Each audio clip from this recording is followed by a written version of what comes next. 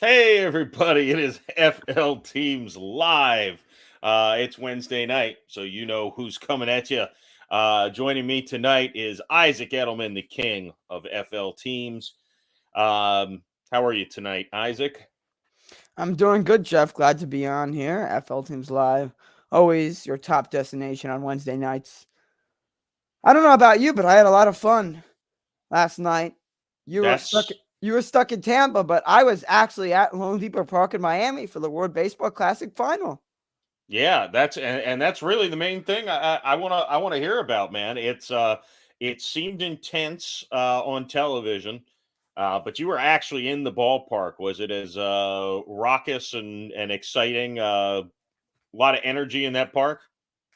Yeah, definitely. I mean, I thought the coolest part about it was that people traveled all across the country from Japan to see their team win the championship. And they were loud. I mean, Americans were loud too, but a lot of the Americans were on the Shohei Ohtani hype train. So it was Hmm. really cool to see. It was the first time I've ever seen Mike Trout in person. I'm a Marlins guy, so the Marlins rarely play the Angels, and that means it was the first time I ever saw Shohei Ohtani play. And to see them face each other, no one has ever seen that, right? Right. I No one has ever seen that. So I was special in that. It would have been really cool to see Mike Trout hit a home run to tie the game, force extra innings. That would have been insane. But I guess if you're not going to hit a home run or get a hit, a strikeout is the other best option. And a real cool stat that I saw was that in the however many thousand at bats Mike Trout has had, he's only had 24 at bats with 3 swinging strikes. And that at bat was one of them. So a little cool stat, but overall, I really enjoyed it. Big crowd, great atmosphere, seeing all the stars on the same field. But the coolest part is seeing that stadium full. I've never sat in the third deck at the Marlins Stadium. So that was interesting. Yeah, glad somebody got to fill it in. You know, Yeah. that's nice. That park in Miami gets used once in a while. Um, yeah, it was a great tournament. It's a shame. The one regret that I have with just the tournament in general, obviously pulling for the United States, Yeah. um, that pitching staff was really underwhelming. Yeah. It makes me wonder. Well, I mean, they got the best bats. I mean, they'd be hard pressed to have a better lineup than what they put out there. They had guys like Alonso riding the bench, the last few games. Um, but yeah, the pitching staff, it's like, man, they couldn't get like Shane McClanahan in here to start. So just, I mean, and again, I'm not sure who said no, what teams limited what players. I know there's a lot that goes into it, especially with pitchers' health. Um, but yeah, that's that meme I put up yesterday. Well, I completely jinxed the U.S. hitters because they didn't score another run after I put that up, and the U.S. pitchers actually, basically, I think they didn't give up another run after that. So might be my fault. I'm sorry, America. Well, I'll tell you this. I mean, this is an era where rules are changing and ratings are declining in baseball. So this World Baseball Classic definitely found a way to bring the game of baseball to millions of sports fans worldwide. I think the number it was 97.4%. 97.4% of TVs in Japan were on to see that final at bat between Trout and Otani. 97%. That is insane because there's definitely not 97% of people who watch sports. There's definitely not 97% of people who watch baseball, let alone that are available to turn on the TV, right? Plus, with the time change, I assume, I don't know what the time change is. Maybe you can help it. Maybe they were sleeping at work. I don't know. But that number was insane. But even though it's an insane number, it kind of makes sense. I mean, Otani, Trout, the Japanese people have such pride for their team to win the championship.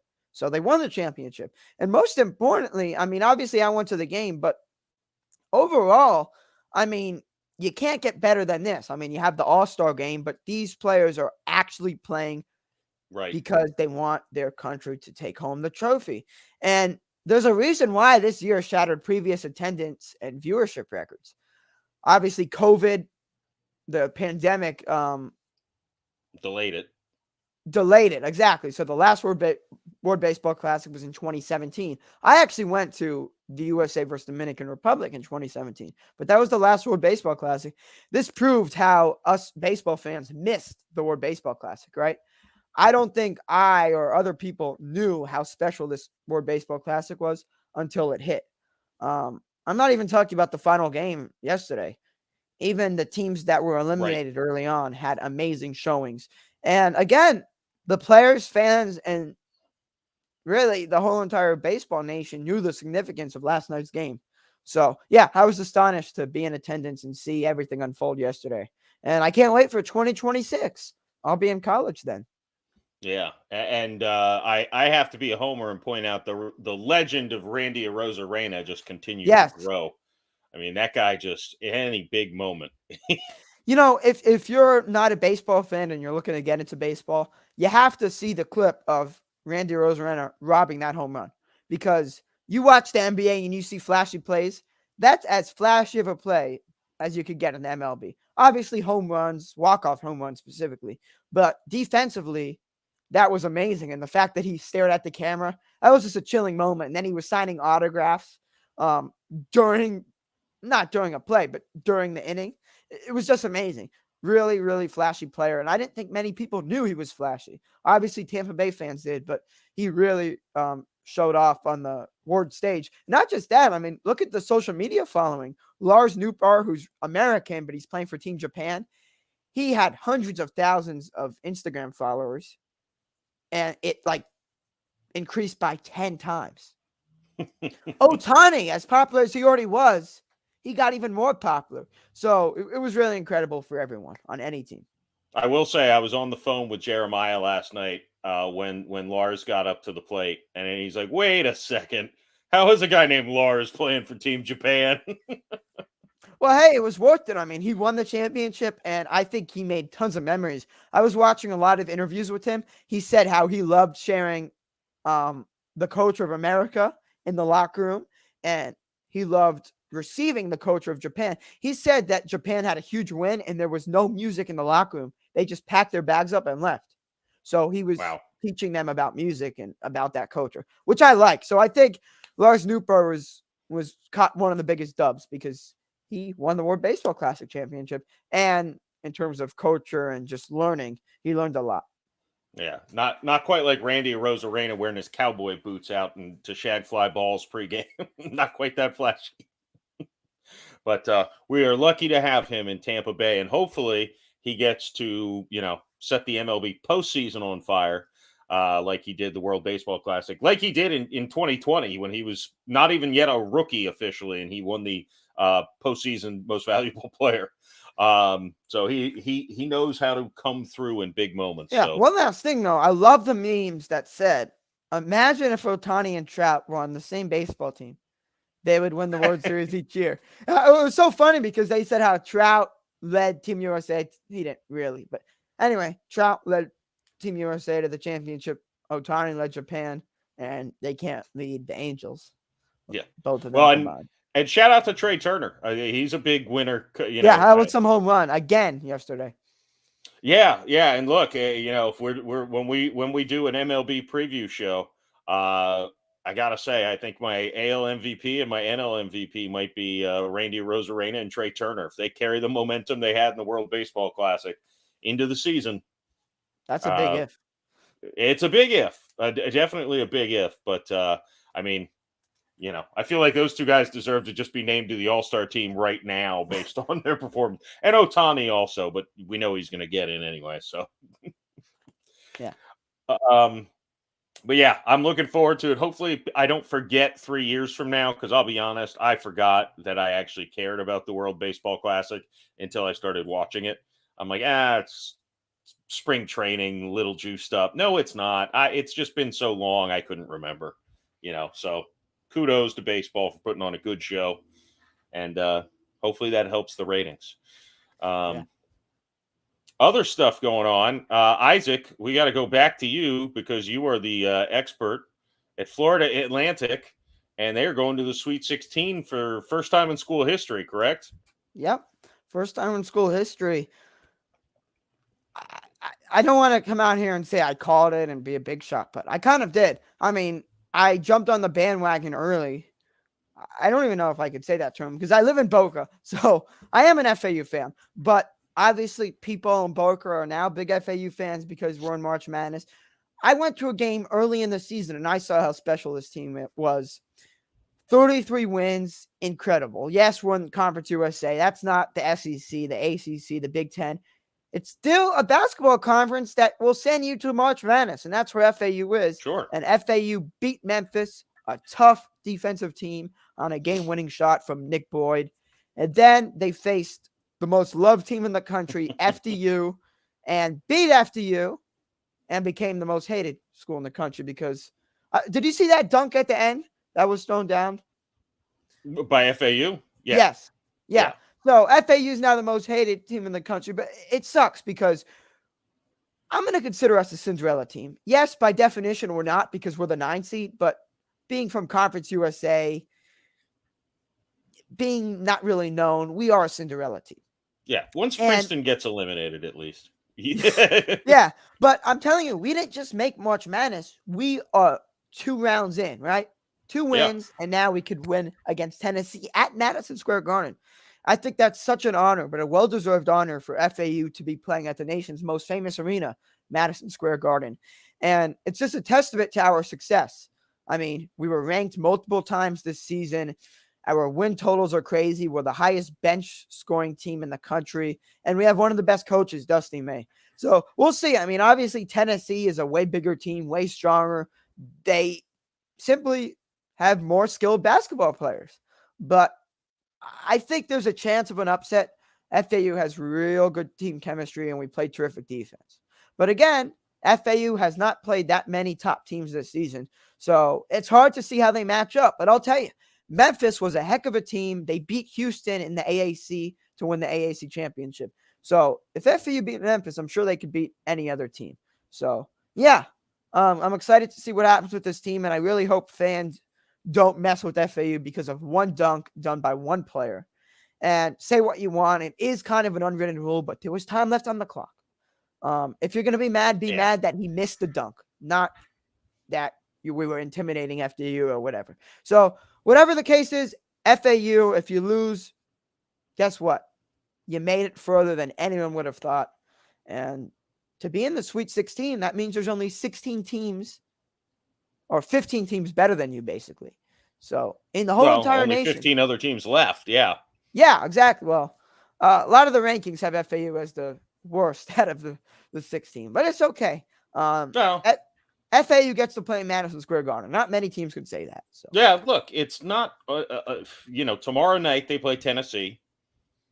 It wouldn't be the craziest thing, especially not this tournament. Wouldn't be the craziest thing. Yeah, and then look, Kansas State, Michigan State. They're the 3 and the 7 seed. Yeah, I mean, look, I there's a path for them getting to the Final Four. No, there definitely is a path. There is a path, and it helps that FAU is such a talented team. Everyone's always going to bring up the argument, what conference are they in? But you look at the play all around. Elijah Martin, John L. Davis, Golden is their center. He's over 7 feet tall, and that matters when you play these big teams. And most of these talented teams that are ranked high have size, right? FDU was the smallest team in the country. Well, they're the 16th seed. So it really helps that FAU has a big man. They have everyone, a very good defensive team. They have players that can make tough shots while contested. And FAU has some amazing 3-point shooters. We are terrific from downtown. So it should be exciting tomorrow. FAU is going to put on a show. And Madison Square Garden, can't get better than that. I hope FAU pulls out the W. Honestly, I don't know. I haven't watched Tennessee's film yet. But all I can say, don't doubt FAU. They've proven tons of people wrong this season, and they're only going to prove more people wrong in the upcoming days, especially tomorrow night against the Tennessee Volunteers. Yeah, I hope so. And we'd be remiss if we didn't mention Miami is also still alive in the Sweet 16. They go up against the number 1 seed Houston Friday. I don't assume Miami fans are smart enough to use the internet, so they're probably not watching our show. That's just my experience with. Yeah. By the way, we just mentioned these two teams, Miami and FAU. I just want to give a shout out to our FL team's writer, Mason Feldman. He is currently at a college baseball game featuring Miami and FAU. So those two teams are facing off in baseball tonight in Miami, and Mason is doing well covering the game. So shout out to you, Mason, if you're watching. Yeah, some great college baseball coverage at FL teams. Some great photography going on as well. Make sure you're following the Instagram page and Twitter and Facebook, and subscribe to YouTube also. We don't do photos here, but that's not really what YouTube is. Even I know that. Lastly, let's this will be a pretty short FL teams live because everyone was kind of sucked into March Madness and the World Baseball Classic, and for good reason. Some big local news to the state of Florida. USF's all-purpose yardage leader Dearness Johnson signed. He was a free agent, signed with the Jacksonville Jaguars today on a 1-year deal. Dearness is a friend of FL teams. Yep. Isaac, I think, retweeted the interview we did with him less than a year ago. So he was nice enough to sit down with us and talk, going back to his time at USF and how hard it was for him to get a spot in the league. Was kind of underutilized in Cleveland this year, but hey, good for him. He looks to be the Jags' number 2 back behind Travis Etienne heading into this upcoming season, which I think is a great place to be. Johnson, he's good with the ball. He can do everything as a running back. He really can run inside the tackles, outside the tackles. He can catch the ball out of the backfield. He can return kicks if needed. I think Agnew's got that covered though for Jacksonville, unless he was a free agent. So congrats to Dearness Johnson, USF alum, and now playing back in Florida again with the Jacksonville Jaguars. A+ signing for the Jags, right? Yeah, definitely. I mean, he's basically a running back 2 replacement for James Robinson. And Dearness Johnson has experience not being a starting running back, so he'll know his role in the offense. And it matters because the Jaguars are definitely front runners for the AFC South, and they're expected to be a playoff contender. So, yeah, this is a great signing. It's cheap, too. And, of course, we love Dearness Johnson here on FL Teams. He took time out of his day. He was actually in the Cleveland Browns locker room last year to join us on a live show. And, of course, he has his ties to USF, and we love USF here on FL Teams. We love every Florida team, but USF is awesome. So, yeah, I mean, the Jaguars have been, I don't know if busy's the word, but they don't need to be. I mean, you're having Calvin Ridley back next year. You're still going to have Christian Kirk. Trevor Lawrence is your guy. I assume he's going to be even better next year. And you're sticking with Doug Peterson. Finally, the Jaguars have a coach that I hope can be consistent, right? Because I hate when teams switch coaches every year.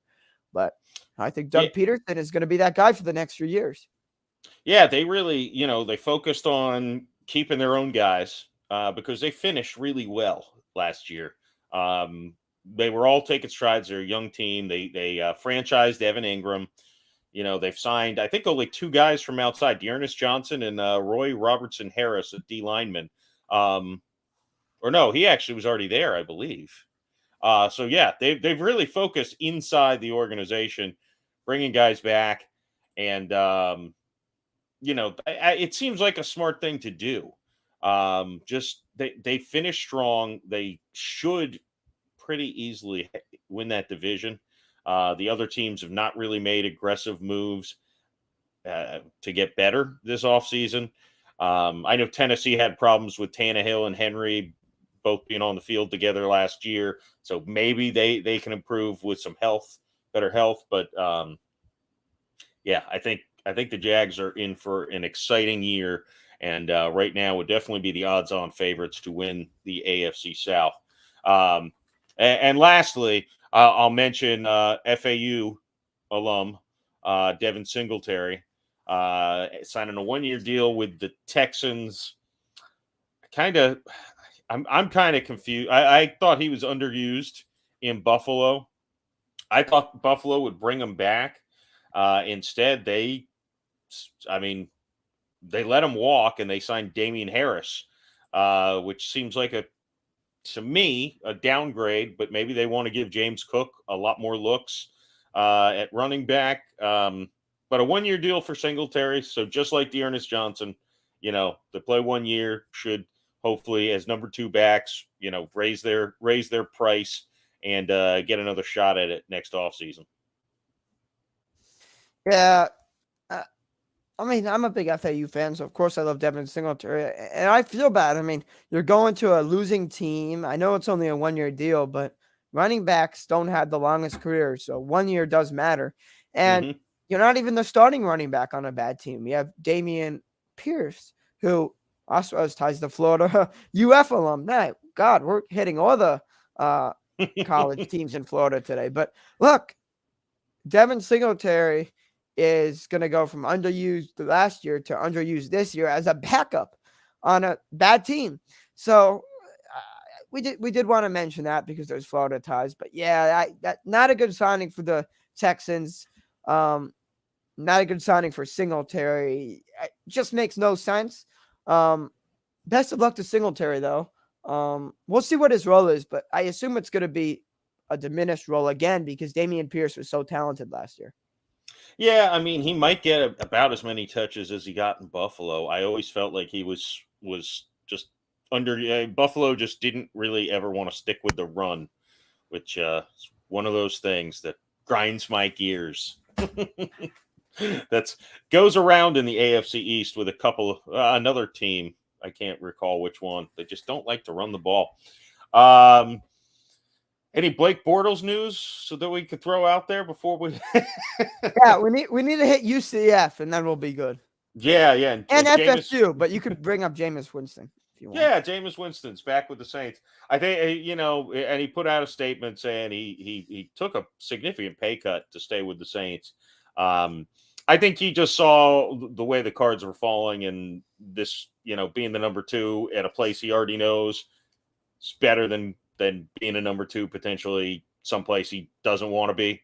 So I don't think he had any starting opportunities. I don't think the door is shut on him forever. But there's your FSU coverage. We've hit all of them.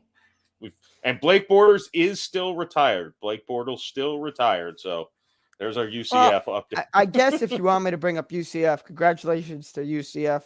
The Knights beat the Florida Gators in the first round of the NIT tournament. But we like March Madness better, not the NIT tournament. Yeah, that's for the losers. Unless USF's in it, then I'll watch. All right. Yeah. So that's it. Hey. I mean, if I had knowledge on women's college basketball, I would bring some of those teams up because I believe Florida Gulf Coast was in it. The Canes are still in it. Like the men, the Canes beat Indiana to advance to the Sweet 16 in women's basketball. So if you're an Indiana Hoosiers fan, you guys are being owned by the Miami Hurricanes right now. Yeah, USF Bulls made the tournament as well. They got eliminated. So did Florida Gulf Coast. Yeah, they won one game, and then they got a rough being the 8th seed, and they got bulldozed against the 1 seed. But yeah, so hey, there you go. We've covered all of the FIU. We don't even count them. I'm kidding. But there's really nothing to talk about there. So, all right. Well, that's FL Teams Live. Hey, we got a lot of stuff coming up because we got baseball right around the corner, like next week. Baseball. We got the Rays, the Marlins. We'll hit you with previews for those 2 teams. We got the Lightning getting ready, getting close to the playoff push. I don't know what the hell's happening in the NBA, but the Heat are probably going to the playoffs, right? But yeah, that's not my sport. No, the Miami Heat have been shaky as of now. You know what? They might end up as a play-in team, which would be really disappointing. But I think they'll make the playoffs. The Magic, they've been winning lately. They may make the play-in, but that would be as Yeah, they were 9 or pretty low 10 seed. expectations for the Magic, so I don't think Yes. they should be too disappointed Well, with we'll how this see. season. Like I said, there's a GOAT waiting to be drafted in Victor Wembanyama. So if you're trying to rebuild, I think now is the year to lose a lot of games and increase your lottery chances. Yeah, To get that's why Zion Williamson has missed half the season again, right? They're just trying to tank for. All right. Oh, poor Zion. That'll do it for FL Teams Live. Make sure you're following us. You're subscribed on YouTube or and Facebook, Twitter, TikTok, Instagram. What am I missing, Isaac? Facebook. I said Facebook. MySpace. Friendster, is that a thing? No. We don't have a Tinder profile either. Not an FL Teams one. Just putting that out there. Employees of FL Teams may, but that's a separate subject that has nothing to do with FL Teams. Absolutely. Yes. But no, definitely listen to Jeff and follow all of those social media platforms because we have good content coming up. One last thing, though, you're going to have to admit the baseball season is going to feel boring for a while. I mean, we're used to these World Baseball Classic games, and I mean, opening day is always fun, but in a few weeks, we're going to start to really just lay back and be like, ugh, this is boring. There's the dog days of summer that hit, usually June, July, where it's like, oof, can we get to the playoffs at this point? They might hit a little earlier this year, but maybe with the pitch clock, the rule changes. I don't know. It in some spring training games, it's like the pace of the game is noticeably faster. So, it's when you don't pause the game so you can fast forward for a minute in between every pitch, you probably get a little more, a nice little tempo to it. So I do think that the pitch clock will cause some problems, but will definitely make the game, the tempo speed up to what it needs to be. So fingers crossed. Fingers crossed I'm not bored by April 15th. But all right, everyone, be back on Wednesday, but make sure you're following because we're gonna have other stuff coming at you soon. So be on the lookout. All right, for Isaac Edelman, I am Jeff Macolino. We will see you on FL Teams.